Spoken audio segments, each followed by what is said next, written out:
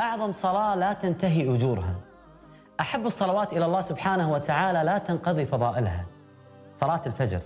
هذا السر العظيم والنعمة المهداة من الله سبحانه وتعالى، فوائدها تعدت الفوائد الروحية والإيمانية. أهل الفجر يتمتعون بالصحة والراحة النفسية، أهل الفجر يحصلون على النور في الدنيا والآخرة، فكيف نفرط نحن كمسلمين بتشريع عظيم مثل صلاة الفجر؟ فسيروا في مناكبها وسيروا نحو خالقها، فسيروا في مناكبها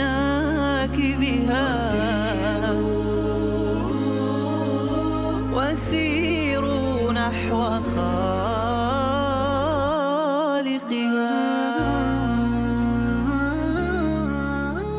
أجريت دراسة حديثة في جمعية أطباء القلب في الأردن، تقول هذه الدراسة أنه من يستيقظ في وقت الفجر قبل شروق الشمس تقريبا على الساعة 5 فإنها تؤدي إلى تنشيط كل خلايا الجسم، فتحمي جسم الإنسان من الأزمات القلبية وتنظم هرمونات الجسم وتحمي الجسم من جميع الأورام. والله سبحانه وتعالى فرض على كل المسلمين صلاة في هذا الوقت تسمى بصلاة الفجر. نحن لا نصلي من أجل الفائدة الصحية والنفسية، بل نصلي طاعة وامتثال لأوامر الله سبحانه وتعالى، ولكن هذا كرم وفضل من الله عز وجل، ذلك فضل الله يؤتيه من يشاء والله ذو الفضل العظيم. اللهم لك الحمد على هذه النعمة، نعمة صلاة الفجر. دكتور، هل هناك فائدة صحية لمن يستيقظ وقت الفجر وقبل الشروق؟ One is scientifically, the atmospheric oxygen is very pure at Fajr time. So we have been told from beginning that if you want to learn something, the best time to read or learn and memorize is before Fajr. And also if you look at the evidence of successful lifestyles of people, everybody who's been successful in this world has always been an early riser. Bu hormonların pik yaptığı ya da tavan yaptığı bazı saatler var. Sabaha doğru. Mesela hormonlardan biri kortizol. Tabii ki sabaha doğru kalkmanız da hani gün içi sizin hareketliliğinizi ve daha aktif, daha neşeli ve daha iyi. الصلوات الخمس لها فوائد عديدة، وصلاة الفجر من ضمن هذه الصلوات. من أهمها أن هذه الصلاة وهذه الصلوات علاج لجميع المصائب في هذه الدنيا. أجريت دراسة ونشرت هذه الدراسة في دورية أبحاث طب النفس، تقول أن الذين يستيقظون قبل الساعة 6 فإن نسبة الاكتئاب عندهم تقل بنسبة ما يقارب 25%. والله سبحانه وتعالى يخاطب النبي صلى الله عليه وآله وسلم في القرآن وفي سورة الحجر، يقول: ولقد نعلم أنك يضيق صدرك بما يقولون. العلاج قال: فسبح بحمد ربك وكن من الساجدين. وهذه الآية ليست فقط للنبي صلى الله عليه وآله وسلم، بل هي لجميع البشرية وكل المسلمين. Lately, we have seen a lot of mental health issues with depression and other mental health problems. And one of the associations is that people do tend to have lots of depression is people who wake up late.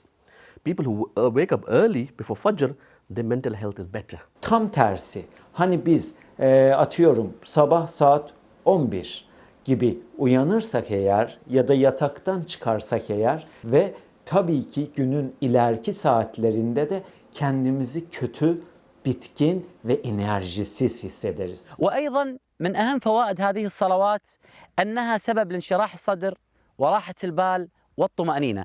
قال الطبيب توماس هايسلوك أن الصلاة هي أهم أداة لطمأنينة القلب وراحة البال. لذلك النبي صلى الله عليه وآله وسلم إذا أصاب هم أو غم قال لبلال: أرحنا بها يا بلال. Personally, I haven't been a regular for Salatul Fajr myself. Since Allah blessed me in last 3 years ago, when I sat in itikaf at the masjid for the last 10 days in Ramadan, and then it was just like a routine sort of thing, like reading all the salah and being in the house of Allah. This is something what you need to do every day. So like reading other salah was easy. It's just like, it's because it's during the daytime, but this Salatul Fajr, when you're outside the masjid, you're thinking of, it's very difficult, you don't want to get up. okay, the shaitan is coming to you, he goes, 2 more minutes, and those 2 more minutes it becomes 20 minutes and your Fajr Salah is gone, and then you just sleep. قمنا بزيارة نادي صحي رياضي يفتح أبوابه في فترة صلاة الفجر حتى نتعرف على أهمية ذلك عنده.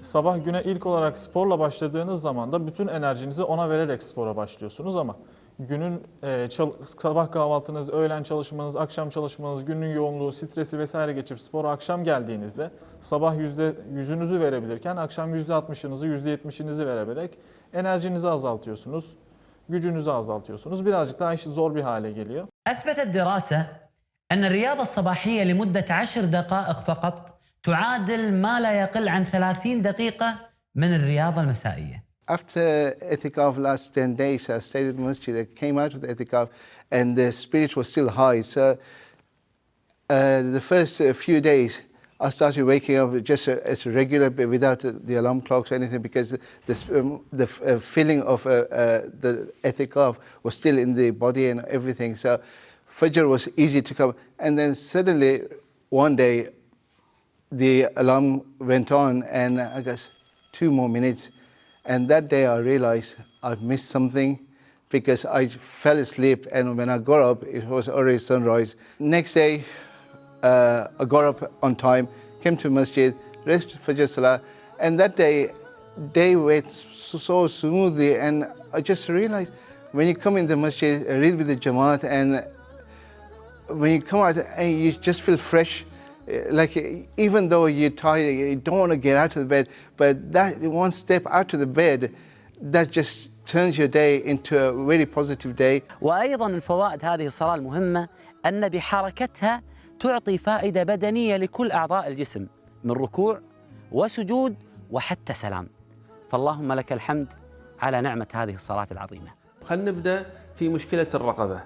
اليوم جزء كبير من الآلام ناتجة عن الانحناءات اللي احنا قاعدين نسويها على الموبايلات، على الأعمال المكتبية، وبالتالي الانحناءات هذه لساعات طويلة تجعل عندنا قصر في عضلات الرقبة. إيش علاقة الصلاة في مثل هذا الأمر؟ كيفية تسليم النبي صلى الله عليه وسلم إذا أراد أن ينتهي من الصلاة، يقول السلام عليكم ورحمة الله، السلام عليكم ورحمة الله. هذه الالتفاتة البسيطة يؤديها النبي صلى الله عليه وسلم بطريقة صحية 100%. شلون نعرف؟ نأتي إلى الراوي اللي روى لنا هذا الحديث فيقول عندما كان يسلم النبي عليه الصلاة والسلام كنا نرى بياض خده من خلفه.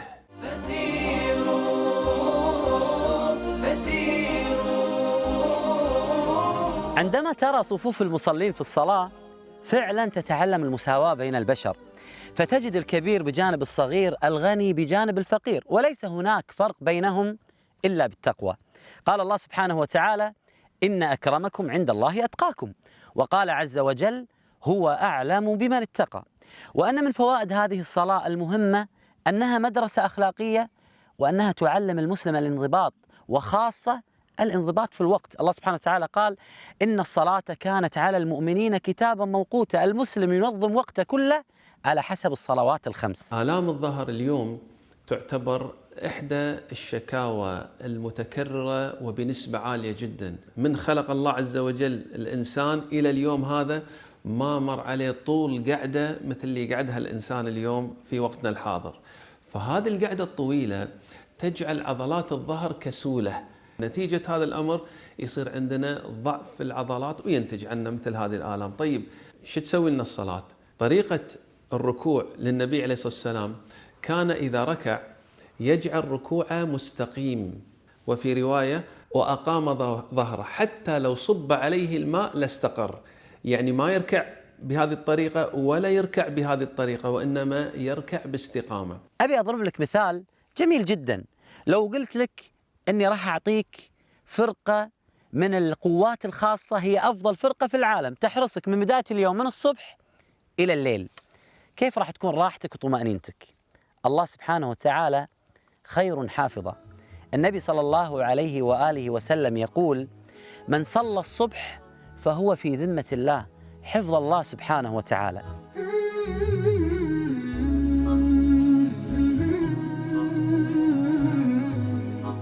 Namaz hareketlerinde de kıyam, rükû, secde, secdeden kalkış, bunların hepsi aslında biraz stretching hareketi. Yani örnek vermek gerekirse rükûya gittiğiniz zaman da arka bacak kaslarınız, hamstring kaslarınız stretch oluyor.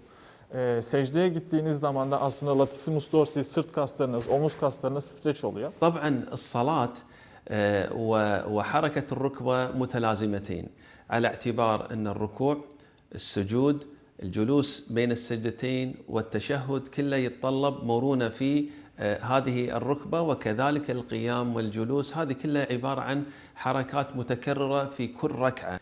تغير الضغط داخل المفصل يزيد من كمية السوائل داخل المفصل، والسوائل داخل المفصل الإيجابية اللي هي يسمونها ساينوفيال فلويد هي التي تغذي المفصل من الداخل. لا تعتقد أنها انتهت فوائد صلاة الفجر.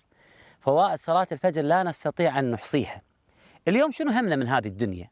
أفضل ما نخرج منه من هذه الدنيا رضا الله سبحانه وتعالى والجنة، وأن نحصل على براءة من النار، وأن يجيرنا الله سبحانه وتعالى من النار. يقول النبي صلى الله عليه وآله وسلم: من صلى البردين دخل الجنة. ويقول النبي صلى الله عليه وآله وسلم: لن يلج النار أحد صلى قبل طلوع الشمس. فاللهم لك الحمد على نعمة صلاة الفجر. I realize, like just missing that one salah in the morning, it just makes a difference to the whole of your day. Your heart doesn't become at ease or anything like that.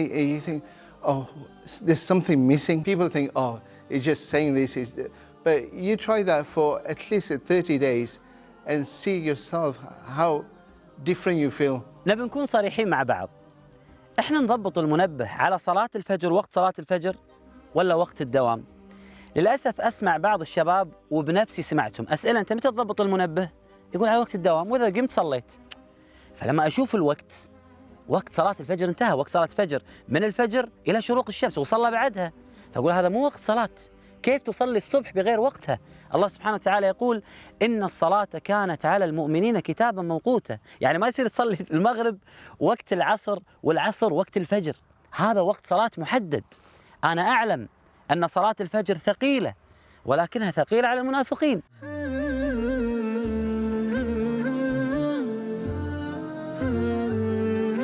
وأنا رسالتي إلى كل الآباء.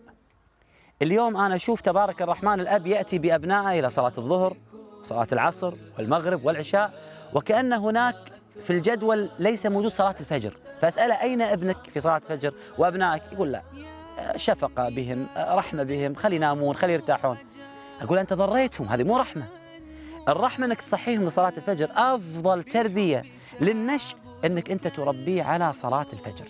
فهذه رسالة من قلبي إلى كل الآباء وكل الأبناء. يا من إذا ندعو أجاب، ما خاب من هو أملك، بالحب تعبدك القلوب، تهفو إليك لتسألك، ما أعظمك يا ربي كل الأمر لك. خلونا نفكر مع بعض، لماذا لا نستيقظ لصلاة الفجر؟ هل من المعقول أن يكلفنا الله سبحانه وتعالى فوق طاقتنا؟ والله سبحانه وتعالى يقول: لا يكلف الله نفسا إلا وسعها. أبي أسألكم سؤال: إذا كان الواحد فينا طيارته الساعة 5 الفجر، هل من المعقول أنه ما راح يصحى لها قبل ساعتين؟ الجواب: لابد أن يصحى لهذه الطائرة. إذا كان دوامك يحتم عليك أنك تقوم من النوم الساعة 5 الفجر، وإذا ما قمت بهذا الوقت المدير راح يحاسبك إذا ما حضرت بهذا الوقت، طبعا راح تصحى. السؤال الثالث: إذا أنا وضعت مكافأة مقدارها تقريبا 7000 دينار كويتي لمن يصحى بهذا الوقت وقت الفجر، الجواب: راح تعمل كل ما في وسعك أنك تصحى بهذا الوقت. لا تكون همومنا الدنيوية أكبر من همنا في الآخرة، فتنطبق علينا هذه الآية العظيمة. يقول الله سبحانه وتعالى: بل تؤثرون الحياة الدنيا والآخرة خير وأبقى. هو الرحمن أكرمنا، وبالتفكير أمتعنا، بعقل فيه ميزنا، وتلكم نعمة مزدى، رسول الله آواه، بذاك الغار أعلاه، وظل بقرب مولاه، فسبحان الذي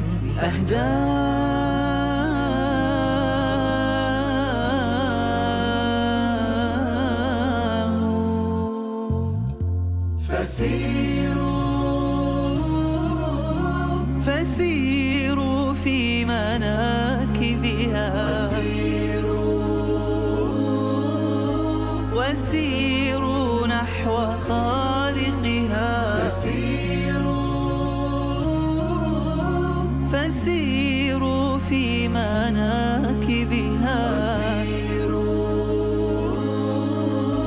وسيروا نحو خالقها